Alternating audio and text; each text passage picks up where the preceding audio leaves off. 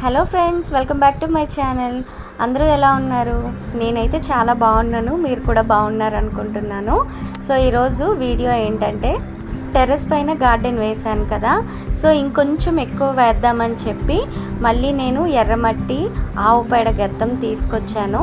దాంతోపాటు కొబ్బరి పొట్టు ఉంటుంది కదా, కోకోబీట్, అది కూడా ఒక 5 kgs అయితే తెచ్చాను. ఫస్ట్ నేను దీన్ని మిక్స్ చేసుకోవడానికి పెద్ద టబ్ అయితే తీసుకున్నాను. సో ఆ టబ్లోని ఈ గెత్తాలన్నీ కలిపి కోకోబీట్ కూడా ఆఫ్ వేసాను. సో దీనంతా బాగా మిక్స్ చేసుకుంటున్నాను. సో గత్తం అనేది చాలా లూజ్గా ఉండాలి, సో అందుకనే ఈ 3 అయితే కలిపి వేస్తున్నాను. సో ఇలా వేయడం వల్ల ఏంటంటే బాగా మొక్కలు పెరుగుతాయి అండ్ హార్వెస్ట్ కూడా బాగా అవుతుంది. సో నేను ఎక్కువ దుంపలు టైప్లో అంటే క్యారెట్, క్యాబేజీ, బీట్రూట్ వేస్తున్నాను. సో అందుకే ఇంకా కొంచెం మెత్తగా ఉండాలి అని చెప్పి నేను కోకోబీట్ అయితే కొంచెం ఎక్కువే కలిపాను. క్లైమేట్ అయితే చాలా కూల్గా ఉంది, చూస్తున్నారా బట్టలు ఎలా ఎగురుతున్నాయో. సో ఫుల్ గాలి అయితే వేస్తుంది, అందుకనే ఫస్ట్ వెళ్ళి మార్నింగే గార్డెన్కి వెళ్ళి ఈ విత్తనాలు, గెత్తం ఇవన్నీ తీసుకొచ్చాను. సో చూస్తున్నారు కదా, టమాటాలు, క్యాబేజీ, బీట్రూట్, క్యారెట్, తోటకూర, పాలకూర విత్తనాలు అయితే తీసుకొచ్చాను. ఫస్ట్ బీట్రూట్ అయితే వేస్తున్నాను. సో కొంచెం పైన చల్లుకొని, ఒక దగ్గర కాకుండా కొంచెం దూరంగా చల్లుకొని దానిపైన ఒక లేయర్ మళ్ళీ మట్టి వేసుకోవాలి. సో మట్టి వేసుకున్న తర్వాత మళ్ళీ కొంచెం వాటర్ చిలకరించాలి, ఎలా పడితే అలా వాటర్ వేయకూడదు. సో కొంచెం చిలకరిస్తూ కొంచెం మొక్కలు పెద్దగా అయినంత వరకు జస్ట్ నార్మల్గా చేతితో చిలకరించాలన్నమాట. ఒకవేళ మీ దగ్గర స్ప్రే బాటిల్ ఉంటే స్ప్రే చేసుకున్నా సరిపోతుంది.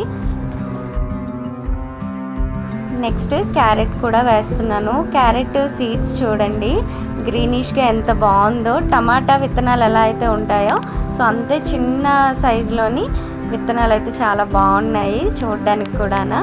సో ఇలా వేసుకొని దీంట్లో కూడా పైన ఒక లేయర్ వేసుకుంటున్నాను. ఈ టబ్స్ అవన్నీ నేను బిఫోర్ డే వెళ్ళి తీసుకొచ్చాను.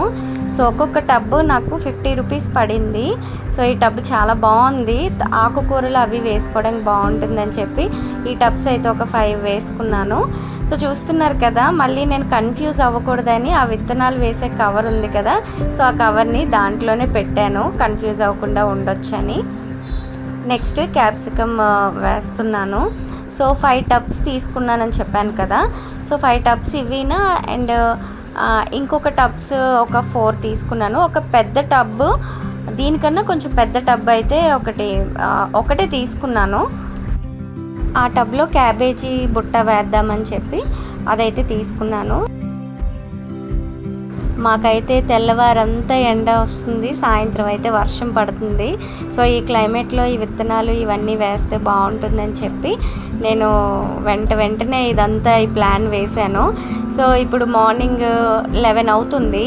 సో నేను 10 o'clockకే గార్డెన్కి వెళ్ళాను, మా ఇంటి దగ్గర ఉన్న గార్డెన్కి వెళ్ళి ఇంకా వంకాయ నారులు ఉంటాయి కదా, సో చిన్న వంకాయ నారు అండ్ ఇంకొకటి బ్లాక్ వంకాయల నారు అయితే తీసుకున్నాను. రెండే తీసుకున్నాను.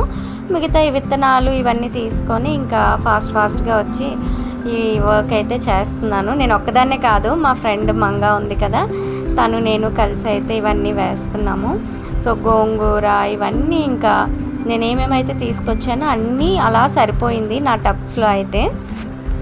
లాస్ట్ టైం నేను జొన్నాడు వెళ్ళేటప్పుడు ఆవు మూత్రం తీసుకొచ్చాను. సో దానికోసం నేను మీకు చెప్పాను కదా, సో ఆ టిప్ ఏంటంటే దీనికి నేమ్ ఏమంటారంటే, నేను రీసెంట్గా చూశాను, దాని నేమ్ కూడా నాకు ఐడియా లేదు, నాకు ఒకరు చెప్పారనమాట. సో దాన్ని జీవామృతం అంటారు.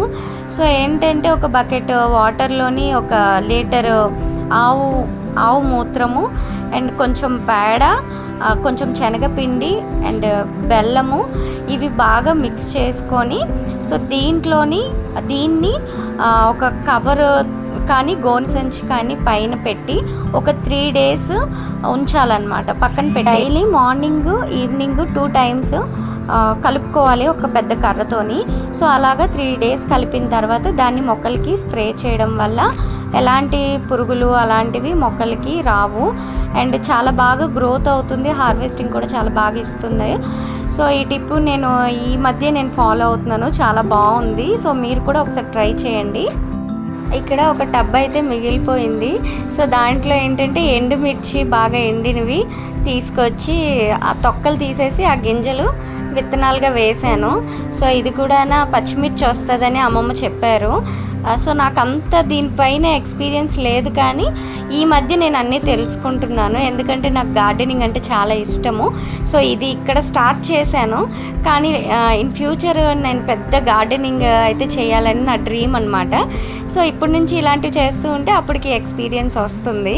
ఇంకా అన్ని విత్తనాలు వేసిన తర్వాత ఇంకా వంకాయలు అయితే కనిపించాయి. సో ఈరోజు కర్రీకి అయితే వంకాయలు ఒక 8-9 వంకాయలు అయితే అయ్యాయి. సో ఇవన్నీ తెంపేసి మా అమ్మమ్మ గారికి అయితే ఇచ్చాను. సో ఆవిడైతే చాలా హ్యాపీగా ఫీల్ అయ్యారు చూడండి ఈ వంకాయలు చూసి. కానీ మనం పండించింది ఇలాగా తెంపి వండుకోవాలంటే చాలా హ్యాపీగా అనిపిస్తుంది. సో నాకైతే ఇంకా చెప్పలేని ఆనందము. ఇన్ని వంకాయలు ఫస్ట్ టైం అయ్యాయి. 3 మొక్కలకి అయ్యాయి అనమాట. ఒక్కొక్క చెట్టుకి ఒక 3-4 వంకాయలు అయితే అయ్యాయి. ఈవిడ మా అమ్మమ్మ గారు. సో మా అమ్మమ్మ అయితే చాలా హ్యాపీగా ఫీల్ అవుతుంది ఇన్ని వంకాయలు ఫస్ట్ టైం అయ్యాయని చెప్పి. సో మా ఫేస్ చూస్తే మీకు అర్థమయ్యే ఉండొచ్చు మేము ఎంత హ్యాపీగా ఫీల్ అవుతున్నాము. నేను ప్రతి వీడియోలో చెప్తాను, ఒక వంకాయ అయినా లేకపోతే 10 వంకాయలైనా మనం పండించింది ఆ హ్యాపీనెస్సే వేరు. సో మనం కొంచెం టైం స్పెండ్ చేస్తే మన ఇంట్లోనే టెర్రస్ పైన కానీ లేకపోతే బయట మన వాకిట్లో కానీ ఇలా ఒక 10 మొక్కలు వేసుకుంటే ఇలా ఎంచక్కా హార్వెస్టింగ్ చేయొచ్చు. సో ఇక్కడ నేను లాస్ట్లోని క్యాబేజీ ఒకటి మర్చిపోయాను. సో మళ్ళీ నేను క్యాబేజీ విత్తనాలు అయితే వేశాను. దీని విత్తనాలు చాలా వెరైటీగా ఉన్నాయి. సో చూస్తున్నారు కదా, నేను వేసిన మొక్కలన్నీ ఇవే. ఈ గార్డెన్ వీడియోస్ అయితే నేను ఎప్పటికప్పుడు ఇన్ఫర్మేషన్ మీకు ఇస్తూనే ఉంటాను. సో ఈరోజైతే విత్తనాలు వేశాను కదా, మొలకలు వచ్చాక కూడా నేను షార్ట్ వీడియో అయినా లేకపోతే ఫుల్ వీడియో అయినా కూడా నేను అప్లోడ్ చేస్తాను. సో దానికోసం మీరు ముందుగా నా ఛానల్ని సబ్స్క్రైబ్ చేసుకోండి. ఈ వీడియో నచ్చితే లైక్ చేయండి, షేర్ చేయండి. మళ్ళీ నెక్స్ట్ వీడియోలో కలుద్దాం. బాయ్.